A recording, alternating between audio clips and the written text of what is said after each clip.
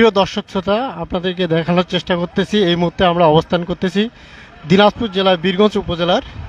এটি একটি দুর্ঘটনা ঘটছে বীরগঞ্জ উপজেলা স্বাস্থ্য কমপ্লেক্সের সামনে। আপনারা দেখতে পাচ্ছেন যে এখানে একটি ফায়ার সার্ভিসের গাড়ি রয়েছে।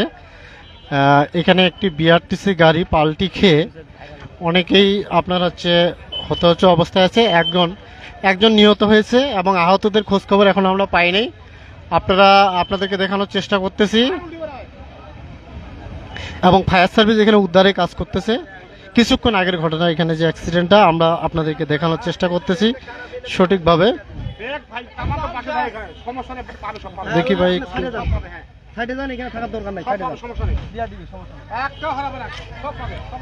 এই যে গাড়িটার অবস্থান বর্তমান দেখা যাচ্ছে যে ফায়ার সার্ভিস কাজ করতেছে এখানে।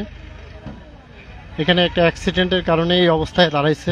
প্রিয় দর্শক শ্রোতা, আপনারা দেখছেন যে একটা বিআরটিসি অ্যাক্সিডেন্ট করছে। অ্যাক্সিডেন্ট করার কারণে এদিকে যাওয়া যাবে না, ওদিক দিয়ে যাই।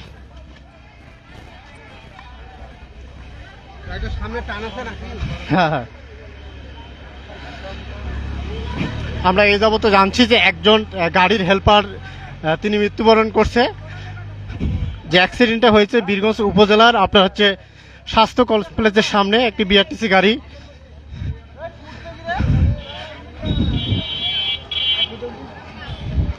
প্রিয় দর্শক শ্রোতা, আপনারা দেখেন যে গাড়িটাকে উদ্ধার করার চেষ্টা করতেছে।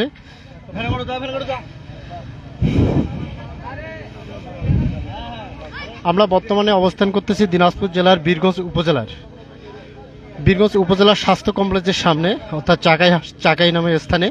এখানে একটি অ্যাক্সিডেন্ট হবার পর সে গাড়িটাকে উদ্ধারের পর্যাপ্ত চেষ্টা চলতেছে। এখানে ফায়ার সার্ভিস কাজ করতেছে।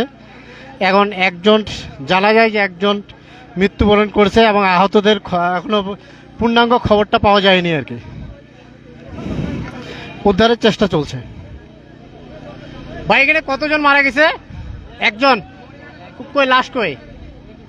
ওনার কি ঠিকানা পাওয়া গেছে? লাশের ঠিকানা এখন পর্যন্ত পাওয়া যায়নি। উনি কি গাড়ির হেল্পার না ওই যাত্রীর মধ্যে? সম্ভবত হেল্পার।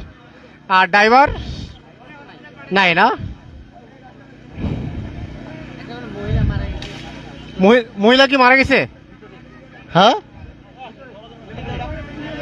মারা গেছে কিন্তু দেখেন।